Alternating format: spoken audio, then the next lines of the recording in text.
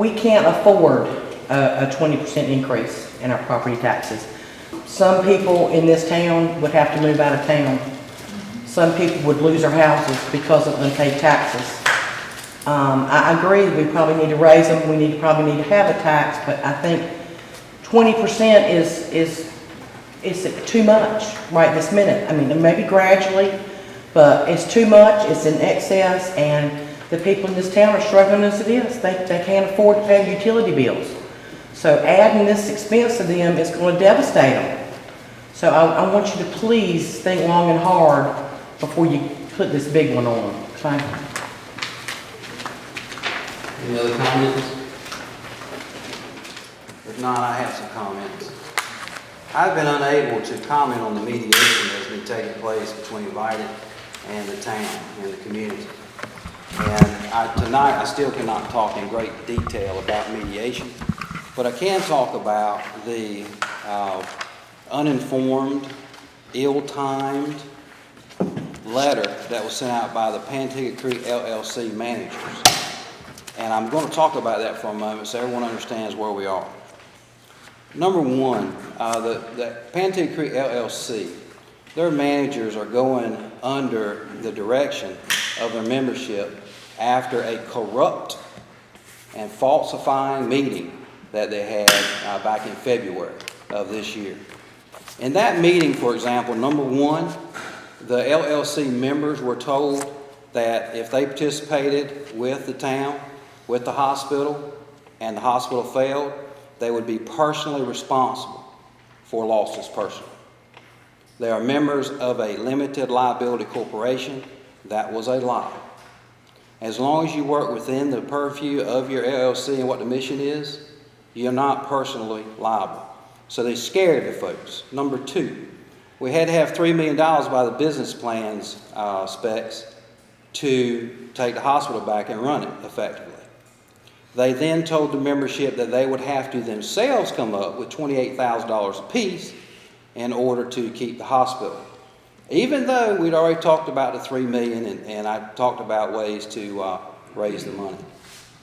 So you can imagine being a member of the Pantego Creek LLC and hearing this being said with an attorney sitting there not saying a word while this was going on. The attorney the town had there did get up and say that he totally disagreed with his colleague, and he sat back down. The other thing about that meeting was when we got the business plan done, first off, the LLC, whose purpose is the hospital in town. In January, when we needed a business plan done, I went to their leaders and asked if they would participate. They got about $50,000 in the bank. It was going to cost $30,000. Would you participate in doing the business plan? Because out of the business plan, we didn't have as much to work with. They said no. So then the town paid $30,000 to have a business plan done. When the business plan was done, we then went to the LLC's managers and their chairman and asked them to call a meeting of their membership to see the business plan. We were told no. So this 5 people at this point decided that they would be the fate of our hospital. So after we were told no, myself, Dr. Boyette, Dick Ray, Mr. Julian Goff, went around and got 57 signatures, to call a special meeting of the membership so that the membership could see what had been done, hear about the different issues that we faced and how we were going to address them. We go to the meeting, and you all will famously remember Miss Ellen Allen slamming the door on my foot. They didn't even want me to go in the meeting.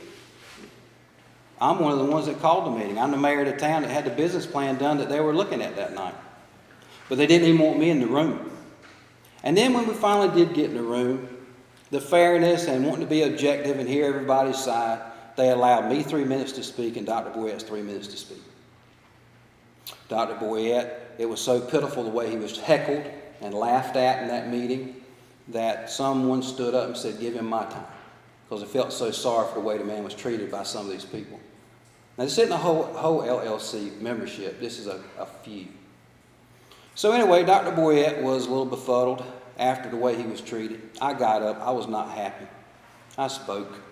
And then I moved on because it was obvious that things had been done that were going to make things not come out in a positive manner. Only later did I hear there were outright lies told to try and get their vote. So it's corrupt. It was like going to North Korea and trying to take a vote. That's what that room was like. It wasn't about an exchange of ideas, about being fair and honest. It was about getting my way at the expense of whoever. Now, some time has gone by, and we were able to get a mediation agreement with Vidant. And I will not get into the details of that Vidant, about the agreement. I will say that Vidant did not fulfill their part of the bargain.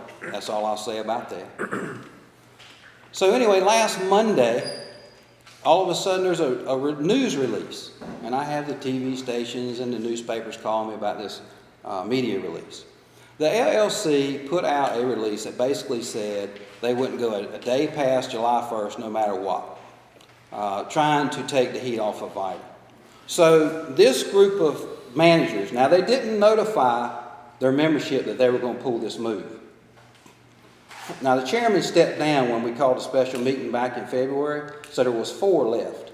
So these 4 people on their own decided to step in between the town trying to save his hospital and Vidant.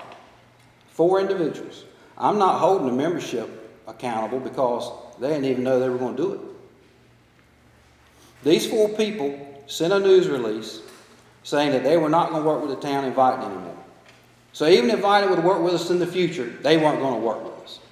Now what motivation would those 4 people have to not see us be successful getting our hospital back? There's a story here that will be told one day. It's just got to be found out. Now they'll say to you, well, we want to stay with Vidant because if Vidant leaves, we won't have anything. What they don't tell you is that their agreement with Vidant only provides for a 24-hour clinic, 24/7-hour clinic for 36 months. What happens after then? Now, Vidant opened a clinic up in Washington. How long did it last? Not even a year. This one over here, there's a lot of concerns about it lasting a year because of the way they're staffing it. Now, Vidant has already run bills up and tried to justify closing our hospital to feed their Washington hospital. They've already done that, and that will come out in the future. But now we have a situation where the LLC is trying to help them in an indirect way. It's kind of sad. It's kind of sad. Well, by putting that letter out, actually they've helped everybody because they've made it a more urgent issue. But to think that 4 people in Belhaven would step in front of a deal being reached blows my mind. Blows my mind. Now, once again, what are we going to? We're giving away our hospital, and that's in good condition. If anybody says it's not, go over there and walk the halls and look. Go look. There's one hallway where the hospital's not been maintained by Vidant, and they had some mold and stuff because it didn't mediate it. That's true. The rest of the hospital's in very good shape. But the LLC members want to tear down our hospital and let Vidant build us a clinic, give us 24-hour service for 3 years, and then stop. If they do 3 years. Now, mind you, Vidant hasn't done what they've said they would do in a contract yet. And who's going to hold them accountable? The LLC with their 4 members who are Lone Rangers here? I wouldn't really recount on that. So that's what they say, is that we'll be left with nothing. Well, guess what? We're getting left with nothing right now. If Vidant left town right now, we'd have a doctor's office, which is what we're going to have in the future. So what harm is it to take the piece of property that is there for a hospital, that has been put there by the people of Belhaven, and the taxpayers of the United States, taxpayers of North Carolina, taxpayers of Beaufort County have built that facility there. These people paid $100 to $500 for a share in the Punga District Hospital Corporation, and they think they own it. And legally they do have a lot of influence with that building, and they do have the ultimate say. But why? Why, I ask you, would they want to give away a perfectly good hospital if we have a business plan that shows it will work? The business plan. When the business plan first came out, people took shots at it. Well, it's been reviewed a couple more times. The latest is by the Rural Healthcare Management Director at Campbell University and an associate professor from Carolina. and they found the business plan to be fine. Now, for those people in the LLC, the business plan is fine with the hospital standing alone. There's something called an accountable care organization that has been put together in the new health care law, the Affordable Care Act. The Affordable Care Act, the new law on health care, has invented something called an accountable care organization. The way that works, and I'm going to try to explain it. I know a lot of people won't get it because it took me about 4 months to get this, but I got it simplified. What happens is you got the hospital over here running like it always has, with 74 less employees. Now, they'll go around and tell you the hospital never worked. The hospital never worked. Well, it had 74 too many employees. That's why it didn't work. So don't tell me that the hospital didn't work in the past so it can't work in the future. If you take any business and cut their employees in half and lose more than in half and lose 74 people, let me tell you something. It's going to make a difference to the bottom line. But I'll go back. The business plan has been looked at from several different points of view, and it is sound and it will work. This accountable care organization, the way it works is you got the hospital, you think of it separately, and then you got another umbrella here that is for revenues. And the way it works is this. Let's say, for example, we have 5,000 people in our ACO. And this ACO has already been initially set up. Now, the members of the LLC would know about this if they asked somebody. But they sent out this letter without asking any of this stuff. And we didn't take it to them yet because we weren't done yet. We just got done at the end of last week. The accountable care organization works like this. You got 5,000 patients. You got to have at least 5,000 to be in it. The government assumes they're going to spend about $10,000 per capita on those 5,000 people for Medicare. So that's $50 million that, for example, let's say our pool of people that Medicare thinks it's going to spend for health care. Well, they increase it by 10%. It ends up being $55 million. And what happens is Medicare says, if you can save us any of that $55 million, we'll split it with you. So what they're doing, they're encouraging healthcare organizations to save money. The ACO is made up of the hospital, the doctors, the pharmacists here, which want to be in it. Doctors want to be in it. Doctors from other communities want to be in our ACO. Health departments want to be in it, both for and Hyde County, and also Terrell County, some of these other counties want to be involved in it. All this work's been done. And this ACO is being put together by the #1 man in the United States of America with ACOs, who's done more than anybody else in the country. He called me last November and said, Adam, look, that hospital doesn't have to die. The new Affordable Care Act, this ACO will help this hospital survive. Don't let them close that hospital. So the ACO has been put together. Let's say 55 million is our number. Let's say we come in at 50 million. All right? So the government thought we were going to spend 55 million on these Medicare patients. We ended up spending 50 because of having nurse coordinators going out in the community, making sure people are taking the medicine, all these different things to do. Treatment with diabetics, people with high blood pressure, and on and on. If you save $5 million, 2.5 of it goes to the ACO. The government splits the savings. And then half of that goes to the hospital. So all of a sudden, now instead of having a hospital that broke even or lost a little bit, they just got an infusion of $1 million or $1.5 million or whatever. So it's another revenue stream to help these small hospitals work. Now, did those 4 managers know that? No.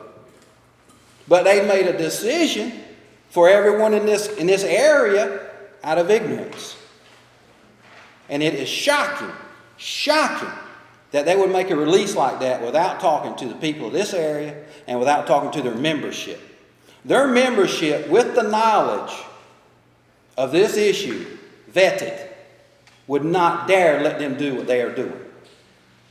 And I'm asking them tonight to call a meeting of their membership so that the transition team can explain to them how this stuff works. It is not about them.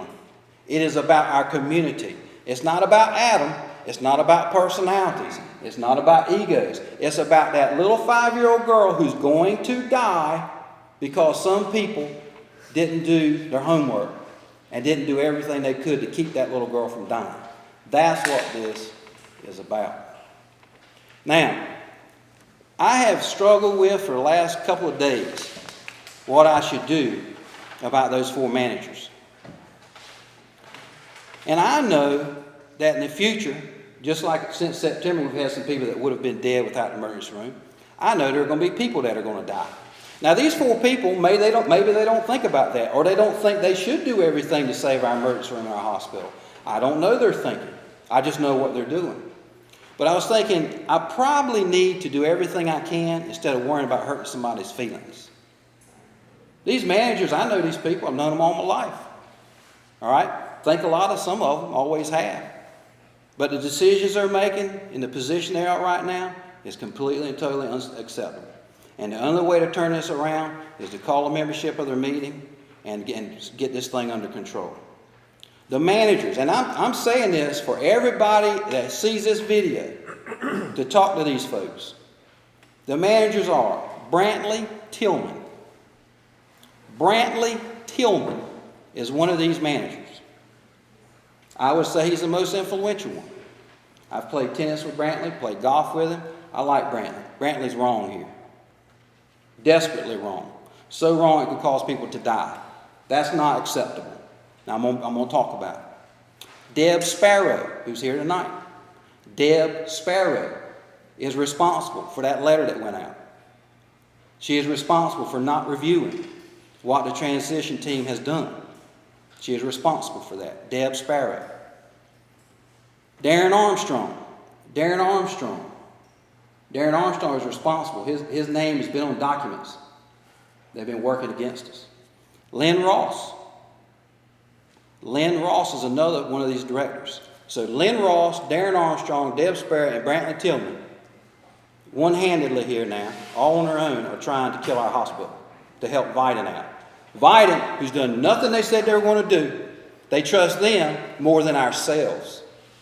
That's wrong. Let me tell you what's even worse. These folks that have been against saving the hospital have been actively lobbying people not to help the town. Now, I said that at a foundation meeting a few weeks ago. People laughed at me, rolled their eyes. Well, that's a fact. We just had another incident of it today, and I hope the people here who fight the hospital are proud of yourself. You've caused more problems. And I don't know which one of you called, but I know one of you did, because we got the message today. Golden Leaf was going to give us $200,000 to help with transition. We had it all set up. Somebody made a phone call. Somebody influential made a phone call to stop them from helping us. $100,000 from the foundation grant, from the Punga District Hospital Foundation. Their whole purpose is the hospital, to help with the hospital. The whole purpose is that. They were lobbied so hard you can't believe it not to give us any money to help save our hospital. So don't sit here and be against the hospital and come complain about your taxes go up. Your taxes are going up because we're losing a hospital. The future of this town is going down the drain because we're losing a hospital. Belhaven is going to become Aurora because you're going to let our hospital go. Get over it, move forward, come to the table and work with us. With that property as collateral, and what is the other use for it? You think the community wants a park over there? The community needs a hospital over there. And if we have to put a lien on it to get $2 million from the county to save our hospital, guess what everybody in town would want you to do? It's not up to you 4 people. This is our community. This is our children. This needs to be done. And we need you to come forward. We need a calling of the membership of the LLC to hear everything there is. Not give them 3 minutes to talk. Give us time to totally vet what's going on. Totally talk about it. We have Duke University right now. They know we don't need to lose a hospital. They're trying to help us with the business plans, making sure we cover all our bases with the ACO. We're developing a model in Belhaven that can save hospitals across the country. Now, I know some of you say, in Belhaven, how do you do that? You do it by having top people. The ACO, Bo Bobbitt, the guy who's helping us with that, once again is a national figure.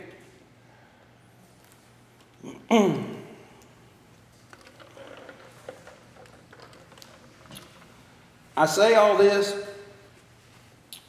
with passion because I know I'm a very empathetic guy, and I know somebody is going to go learn their loved one is dead due to no hospital. Deb Sparrow is a nurse. She knows what happens when you have a stroke. If you don't have a CT scan, You can't diagnose what kind of stroke it is. Person dies or becomes more debilitated. Fact. Well, we need a CT scan. We need an emergency room. People die. People die. Nobody wants to talk about that. People die. All of us, if we work to save this hospital, it is 100% we will save our hospital. There are people calling from all around trying to help us. But there's other people calling from this community trying to stop things, which is ridiculous.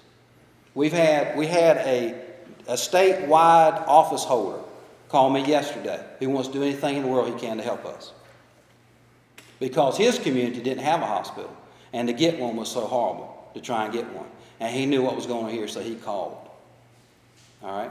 And there's so many, there's about 50 different things that go together at one time here for this hospital. It's a very complicated situation. I can't sit here and tell you everything. Next Monday, what I'm going to try to get the council to do is appropriate some money to have a video done that will tell everyone the whole story about the hospital. Now, I know some LLC people won't want that video to go out for people to see how bad what you're doing is. So let's don't do that. The LLC, let's reach out to the mayor. Let's reach out to Vidant, and let's go see how we can save this hospital. That's what we need to do. That's what your membership wants to do. Without any other comment, I'm going to adjourn the meeting. Meeting adjourned.